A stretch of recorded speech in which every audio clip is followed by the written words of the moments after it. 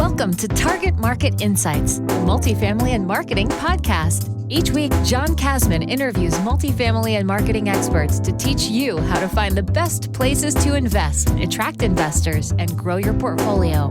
You are listening to Target Market Insights with your host, John Kasman.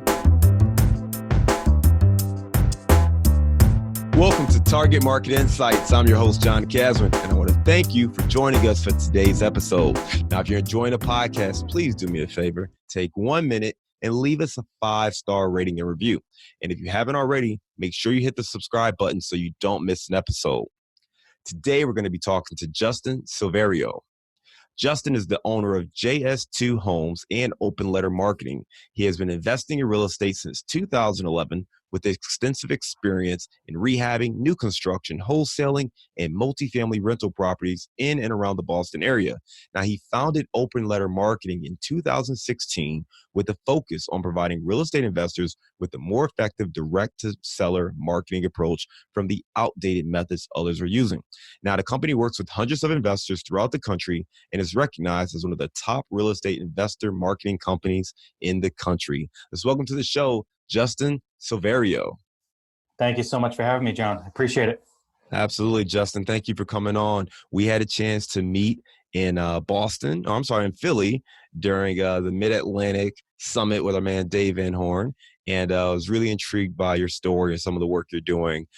Before we jump into Open Letter Marketing and all the direct mail services you provide there, I want to just hear kind of more of your background as an investor and what kind of led you to going down that path in the first place.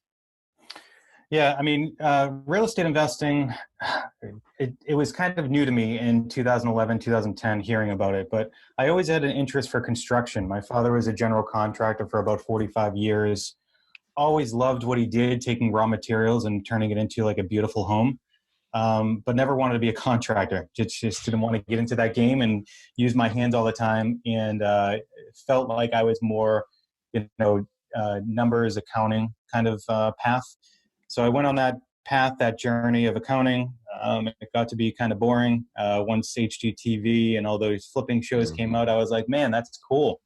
And I was like, I can take my accounting background using the numbers to figure out if it's a deal or not. And then I can look at the construction side and, renovating these homes. So 2011, I proposed, flipping a home to my father. And he was like, all right, let's do it. He's like, we'll start. I'll manage the construction. You find the properties, make sure the numbers work. Let's get rolling. And once you kind of feel like you're comfortable, he's like, just buy me out of the company and keep going. He's like, I just want to get you set up. So that's kind of how it all started, is, finding that bridge between, the accounting side and the construction side, and just kind of married my two passions together. No, I love it. And back then, I'm assuming it was fairly easy to find deals that worked back in 2011, 2012.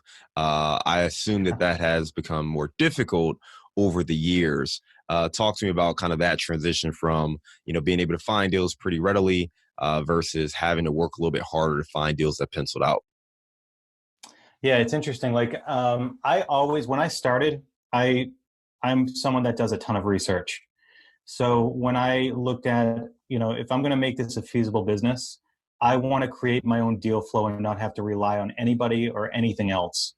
So even from the very beginning, you could get deals on the MLS, pocket listings from real estate agents, other wholesalers, stuff like that. But from the foundational aspect, I always wanted to make sure that I was in charge of my deal flow. And I found direct mail was a really good option for me. So ever since the very beginning, I always did direct mail. And I got 90% of my deals through direct mail, even though I could get some other deals through the MLS and everything like that. But I wanted to build my foundation, and I wanted to understand how direct mail works. So because I knew competition would change and would increase over the years. And if I felt that I had a really good understanding of how to do it myself, then as the competition did increase, then I would be ahead of everybody else that's kind of looking for deals through other people or other means. Yeah, controlling the deal and the deal flow is such an important aspect. And in today's market, I mean, I'm sure you hear it. I hear it all the time. It's very tough to get deals. Yeah. A lot of people are having a hard time finding deals, no matter what type of deal you're looking at, whatever asset, I think everyone is struggling to find deals that pencil out and make sense for them based on how hot the market is in general. Talk to me more about some of those strategies and tactics and why direct mail is working for you still. So over the years, I got better, improved my systems, understood what worked, what doesn't work. And so today, what I find that works the best with the direct mail strategy is, if people are looking to get into direct mail, they have to understand with any really form of marketing, it takes time, right? It takes time to build momentum. So the one important thing that I always tell people is you have to have a marketing mindset before you start, right? If you think you're going to send out, one piece of mail, or even if you're going to start cold calling, 10 people, you're not going to be successful if you're thinking, one and done. You try it once and that's it. You have to look at long term. And for me, long term is really 6 to 8 months. So if you are consistent with any form of marketing, you will get deals. I mean, you could do everything wrong, but if you're consistent, that's one of the most important things with marketing is you will be successful. So that's one thing I always start with. Lead list is also another very important factor. I spend a lot of time going through and curating a lead list.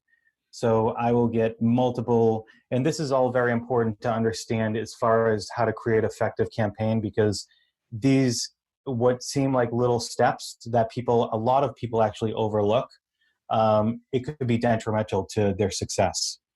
So I want to make sure people have a good understanding, like consistency is absolutely huge. Your lead list is absolutely huge. I see a big difference in success if people are just pulling general lists from like a list source provider where everybody has access to, versus if you are getting niche lists from, tax liens, driving for dollars, and all that. So there's a big difference between the two. Yeah, and Justin, before we go deep into the list, and I do want to talk about creating an effective list and running an effective direct mail campaign. But before we go there, I mean, it's 2019, it's almost 2020, right? You're telling me direct mail is still the best marketing tactic or strategy to get deals? Yeah, I'm saying that it's always provided me with great deals. And yes, it's one of the most effective ways. And, the benefit to me being an investor and also owning a marketing company is that I get to talk to other investors around the country, and investors are of all different shapes and sizes. So from the people that are doing 100,000 plus mailers a month to the guys that are doing a couple hundred. I always look at the people that are doing 100,000 plus mailers a month, closing over 100 deals a year, to see what they're doing and talking to them a lot about what's working for them, what isn't working. And 99% of the time, direct mail is actually their number one source of deals, of all their deals. So not only for me, because I can say direct mail works for me, but I like to show that, other people that are doing very large volume, their number one source is direct mail. And they're doing other stuff too, as far as cold calling, ringless voicemail, text messages. But by and large, direct mail absolutely is number one. So direct mail still works. It's working for the large majority of investors who are doing it actively and sending out a lot of mailers. You were starting to talk about the effectiveness, because you also hear people who try it, right? They'll say, hey, I heard direct mail is the number one way to get leads. They send out some mailers. They don't get leads. Direct mail doesn't work, and that's kind of their response to say, hey, this thing doesn't work. I know that you mentioned consistency. You said, at least 8 months, which I think is a much longer lead time than people would expect coming into it, to say, hey, I'm going to do something and I don't expect to see results for 8 months. That requires a lot of patience. And hopefully you're not relying on a deal in the next 3 to 6 months if you need to wait that long. But talk to me about kind of the steps, the mindset of being patient and what it really takes to build an effective direct mail campaign. Okay. So again, I talked about the lead list, which is very important. People do get deals on their first, I have plenty of customers that got a deal off their first mailer, but I tell people don't expect a deal until a good 6 months or maybe 6 to 8 months. Okay. So plan that out, because I want them to understand and look at the budget for a 6-month budget, not just a 1 month budget. Right. So with that, building your lead list, the way that we send out mailers and the way that I found that it works the best is when you actually send out and you send different mailing pieces, not just the same exact mail piece every single time. And the way that I do it in my own business is that I send out, difference of letters, handwritten letters, professional letters, trifold flyers. And every letter that I send is almost like a conversation with the seller. And every letter that I send builds off the previous one. Okay, so my first mailer I might send out is a handwritten letter that's just very, very quick and easy and to the point. Hey, my name is so-and-so. I'm interested in buying your house at 123 Main Street, so on and so forth. Because when you send out mailers that have very little information but get right to the point, you get a lot more calls but less quality calls. Okay, so and then as the campaign progresses, you're explaining more and more about your benefits, how the seller can benefit by selling to you. So toward the end, you have professional letters where you explain how you can exactly help them out.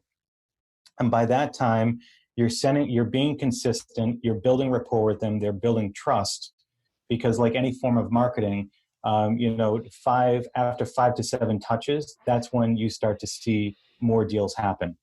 But toward the end, when you're explaining more and more, people, you'll have less calls, but higher quality calls. Okay. And most of my deals happen after the 5th to 7th mailer. And actually, a lot of my deals happen after a year or 2 years that I've been sending them out. And it's usually always exciting when I get those people, because when they call, it's because direct marketing is all about time and circumstance for when you're going to get the deal, right? They might not be ready to sell today, but 6 months down the road, circumstances might have changed and it's impacting their life, or they need to sell their house for one reason or another. You want to be right in front of them when that happens. So when people call me back a couple years later, and I can, sometimes after the first 2 minutes, I already know it's going to be a deal, just what they're telling me and how they're saying it and why. And I always ask them, why are you calling me today? I've been sending you for the last couple of years. Why are you calling me back today? And then they'll dive into what's going on.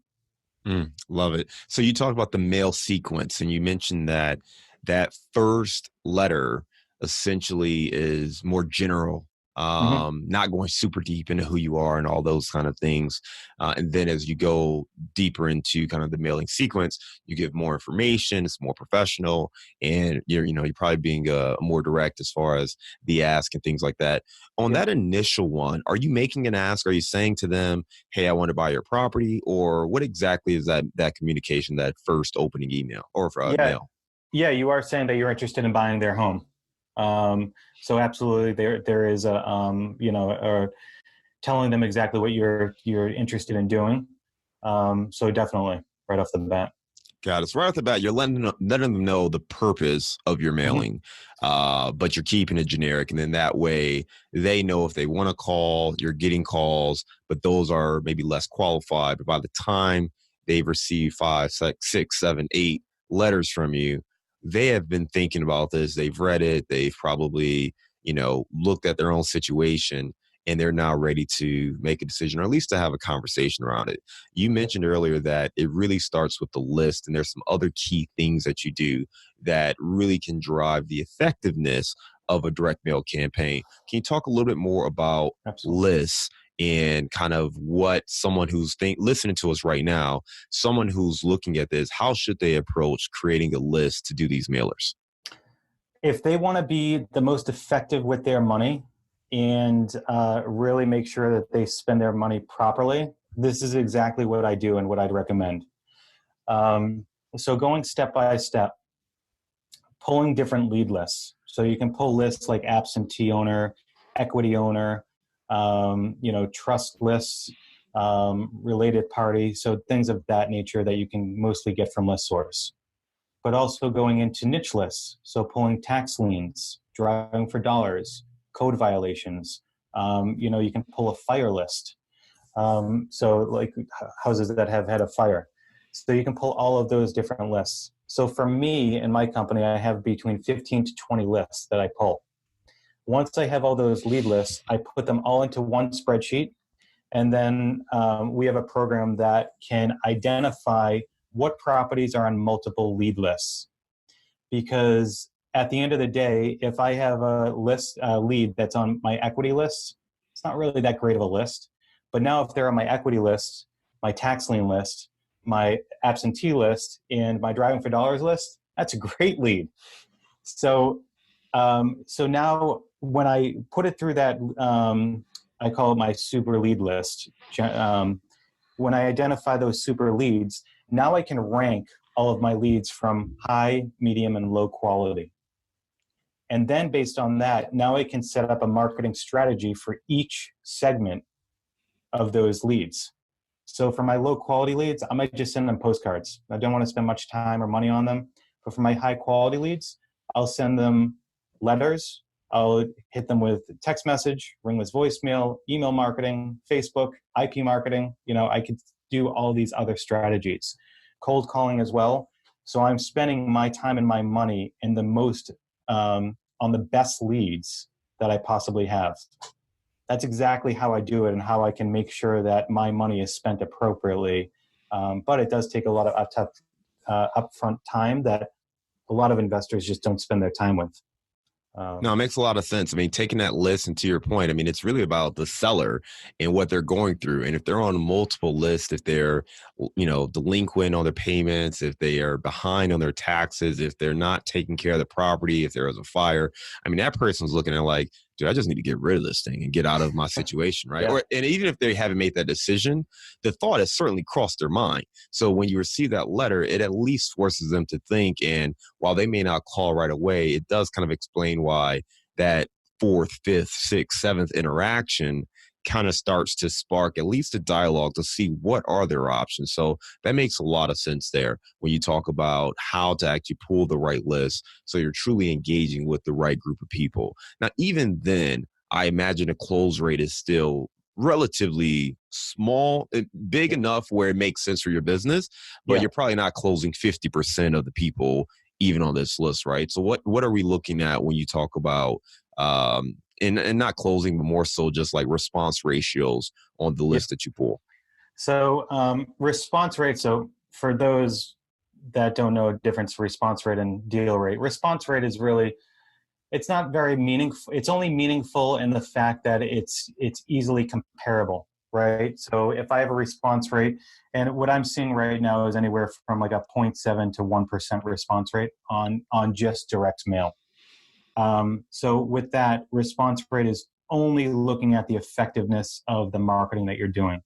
When you're looking at deal rate, that's more of a internal business metric that it's much more difficult to compare company to company because there's so many other factors that go into it, like what investment strategy do you have, what geography do you have, how good are you at negotiating and closing those deals. So I would say 0.7 to 1% for response rate. My deal rate is under 1% of when I look at kind of all of my leads that I'm sending out.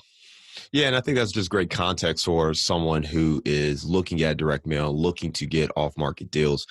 You talk about a 0.7 to 1% response rate. So that's for every 100 pieces of mail that you send, that's one person reaching out, right? Mm-hmm. So you need to be spending or sending out larger quantities of content, but then also being patient. I think that's where you were talking about making sure that you just do it consistently, because it may not be that first one, but if you send 5 mailings to the same person, maybe on that fifth call, the fifth time they receive it, that's when they'll reach out and say, hey, I'm at least interested in having a conversation. So that consistency certainly can start to spark some groundswell and start to build it up if you have your systems in place. For someone who is very interested in starting to get off market deals, looking at direct mail, doesn't know where to start, what should they look for in hiring kind of a company that has the ability to help them with direct mail? So I would say look for a company. Well, they can just look at me, give me a call. but I would say the big things is just make sure that you're matching yourself with a company that truly understands a real estate investor and what they're looking for. So, what the messaging should be, everything that we offer. And just to put it into context, like the only reason I started open letter marketing is because I knew I had a completely different product than anybody else did. And I was coming from a much different approach than my competition. I was not offering anything on open letter marketing until I tried it in my own investment company. And I would not let customers use it unless it was effective. And I found it to be effective. Explain that a little bit more, right? So, I mean, what is typical? What should you expect from what's kind of industry norms when it comes to direct mail from a company standpoint as far as services, and compare that kind of to your approach? Sure. So typical for direct mail is you can go and pick out a letter that you want to send to your prospects. Okay, as simple as that. I want this Template. letter, and just a template. I want to send it to these lead lists. So that's primarily 99% of, there's not too many real estate investor focused direct mail companies. But what we try to do is go a step further. So we look at, all right, like that's easy. We can definitely do that. But what are the real struggles of real estate investors?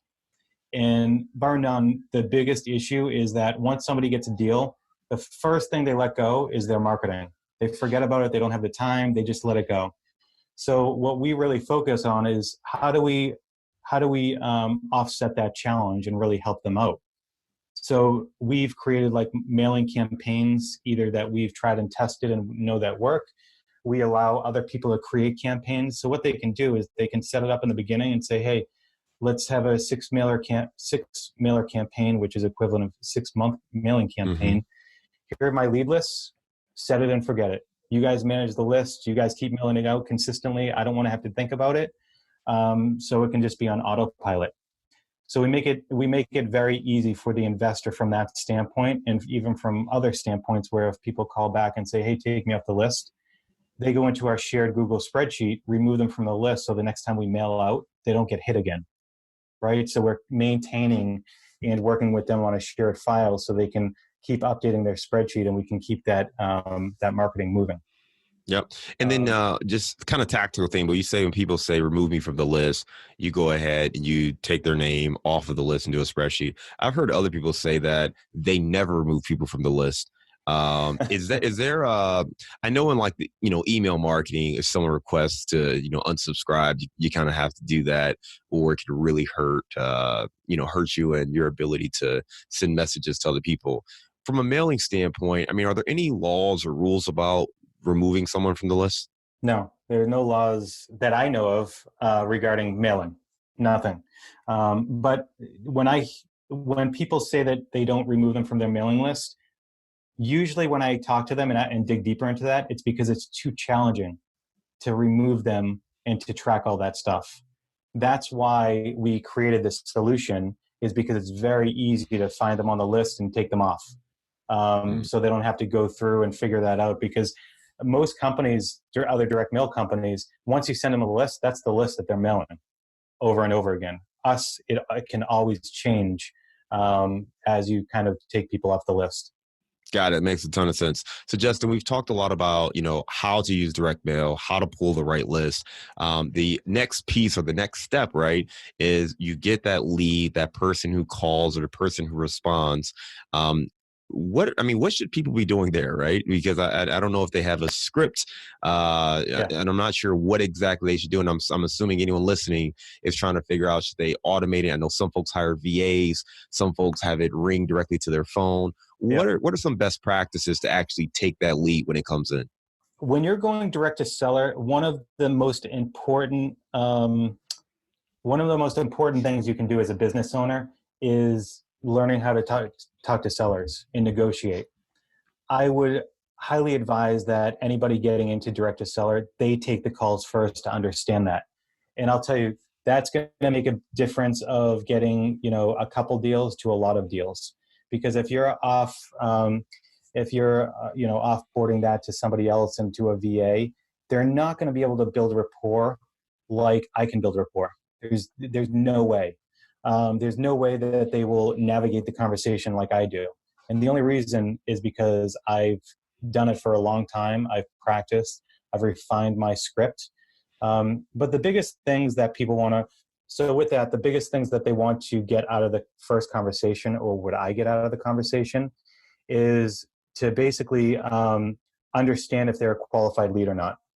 So I take them through my script and I get general information about them, information about their situation, property condition, and then I dive into motivation and ask them on the price, what they're looking to sell it for. Those are the main components. Now, how I get there will definitely change depending on how they're talking to me and how the conversation naturally happens. But those are the key components of my conversation on my first call.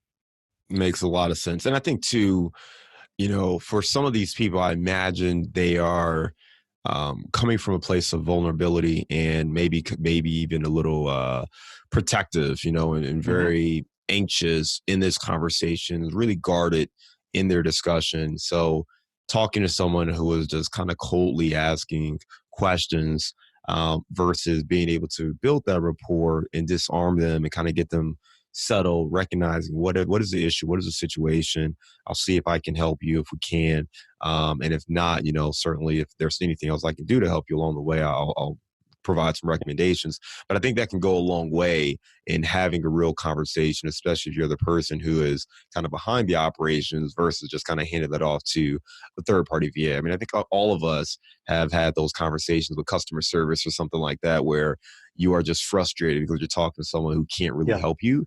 Right. And if someone is taking the time to pick up the phone and call or text or whatever it is after receiving your emails or your physical mailers, then that person, they're ready to talk to somebody, and I think that if they can feel good in the first couple of minutes of the conversation, they get a good vibe, then they may be open and interested in doing business. So good tips there.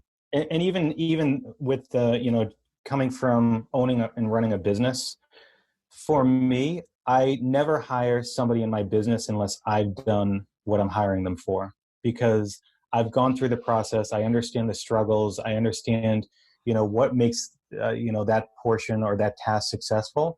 So now I can start, training them appropriately how I want them to be able to do the task.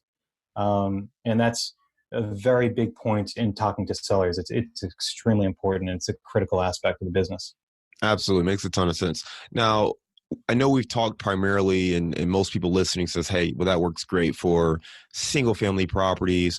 But if I'm looking in multifamily or even other asset classes, will this work? Will direct mail work for some of these other asset classes in larger multifamily? Yes, I would say there's more tweaking depending on what you're going to go after. So and I know a lot of people that are listening are multifamily investors. So when you're dealing with multifamily investors and you're looking smaller multifamily, so maybe under 15 units, even under 20 units, and mom and pop still owns those properties, direct mail, kind of very similar style to single families, that will still definitely work. Absolutely. When you're looking at larger kind of investor-owned multifamilies, a different strategy, much more focused would be more advantageous. And the other thing is that when you get into those larger units, you're not going to find a ton of them, right? There's only so many of those properties. So now what I would recommend is you can start actually spending a little bit more money on each mail piece, because one, you have a smaller list, and two, your profitability is going to be much larger. So every deal is going to be much more, meaningful. So I know other people that have sent FedEx. They have to sign for the packages. They use those types of strategies, which is really interesting because you're getting it directly into their hands. They have to sign for it. So you can use those different methods as well. No, I love that, man. That put a smile on my face. I hadn't thought about just FedExing a document. I mean, would you just do a regular letter, or would you do something special for FedEx? I would do more of a professional letter. I would not do a handwritten letter for more of the investor focused. I would do it more on a professional basis because they're going to be used to, dealing with more professional type stuff. So I would go more the professional route, probably show them the benefits, maybe the deals that you've closed, showing that you can perform. All of those to an investor, that's what I would look at is, all right, this guy wants to buy my building, but who is he? Like, how do I know that he can close? How do I know if he's the real deal? So answering those questions that you think they might already have, or even what you would ask if somebody wanted to buy one of your buildings.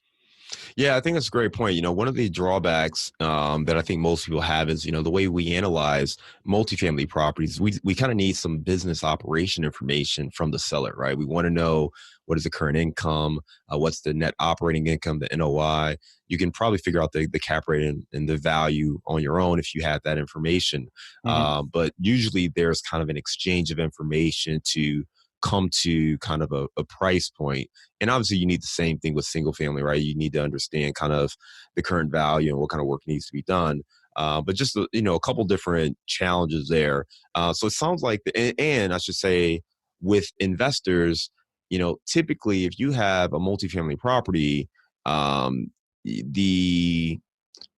the direness of a situation usually isn't as drastic unless there was something major, a fire or something else that has taken place.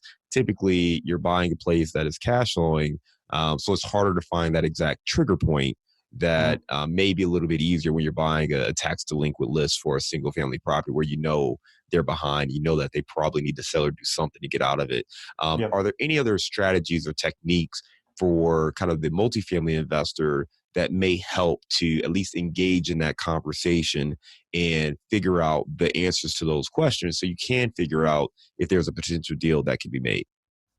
Other strategies is just for the larger, so other things that I see of why people sell multifamilies or large buildings is because they want to take that money and invest in a larger deal. So a 1031. So coming from that perspective too, I've definitely done that. And I've actually had a lot more conversations lately with people that are trying to do that.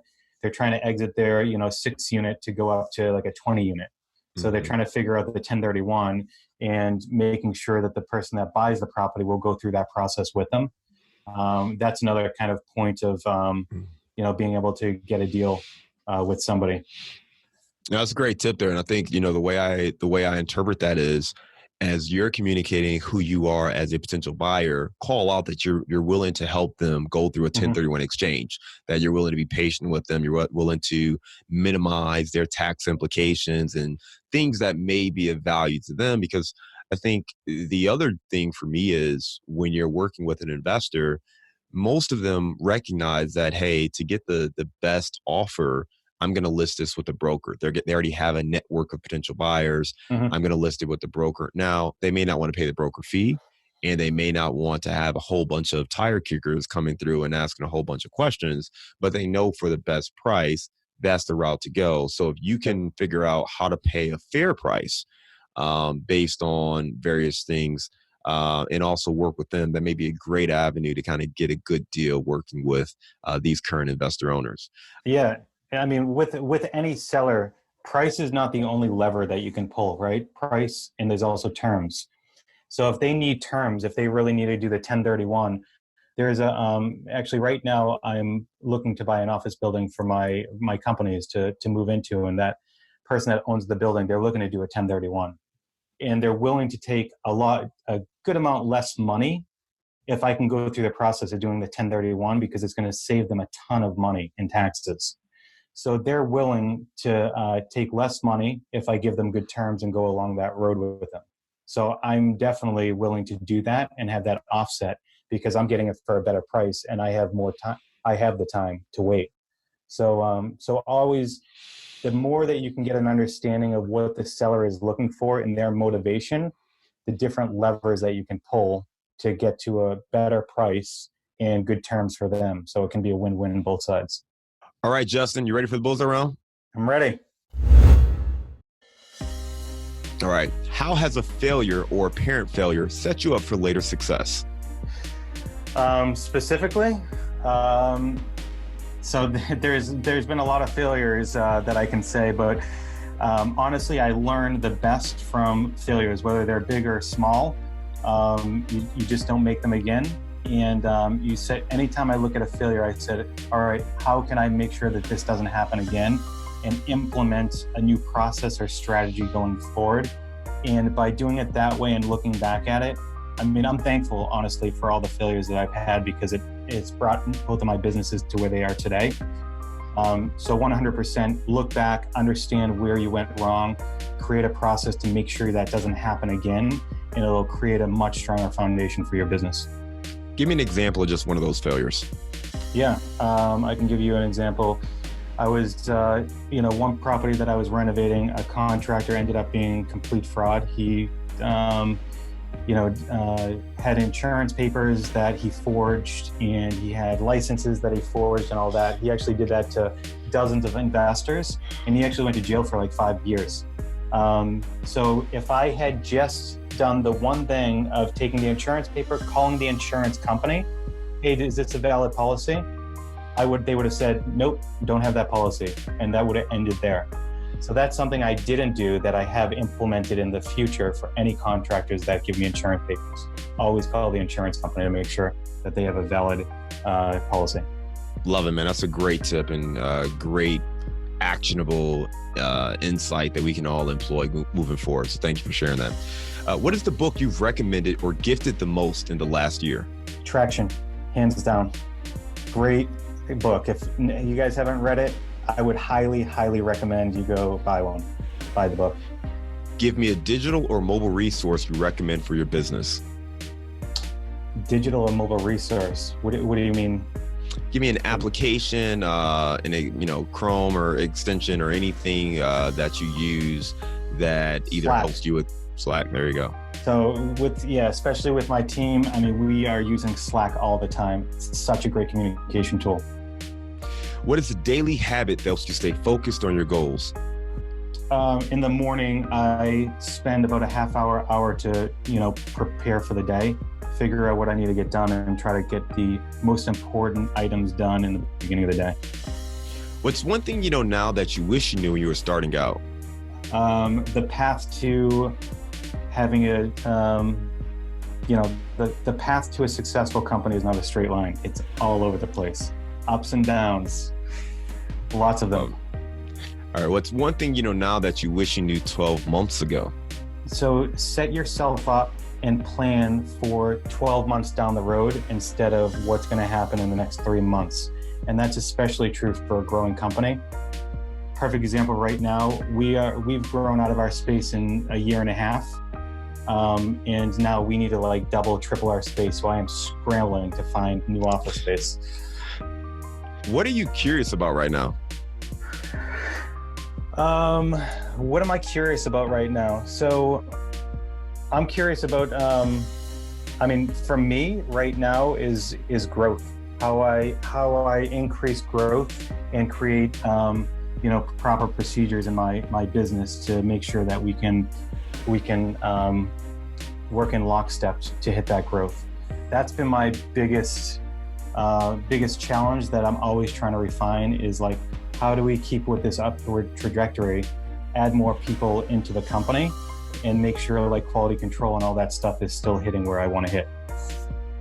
So give me the best place. Makes sense. All right, give me the best place to grab a bite in your city. Man, these questions, these are good ones. Best place to grab. If you're going to go into Boston, I am definitely a seafood guy. So I'd say, honestly, the North End, if you go to any place to get oysters, they're unbelievable. All right. The North End sounds like a good opportunity there to get some oysters, and we'll check it out there. Well, listen, Justin, lots of great information, man. You kind of gave us really a one-on-one education of how you need to be successful using direct mail, everything from why it works, even though it's almost 2020, why direct mail is still kind of the number one way that many investors are finding leads, to how to actually pull lists the proper way, and then kind of what you guys are doing to really differentiate yourselves and set yourselves apart in helping other investors leverage your services. For those listeners who want to learn more, who maybe are interested in some of your services, what is the best way to get in touch? Best way is either through our website, openlettermarketing.com, or they can just email me directly at justin@openlettermarketing.com. All right, Justin, listen, man, a lot of fun having you on today. It's good talking to you, and we hope to talk to you again soon. Thank you for coming on Target Market Insights. Thanks so much for having me, John. I appreciate it.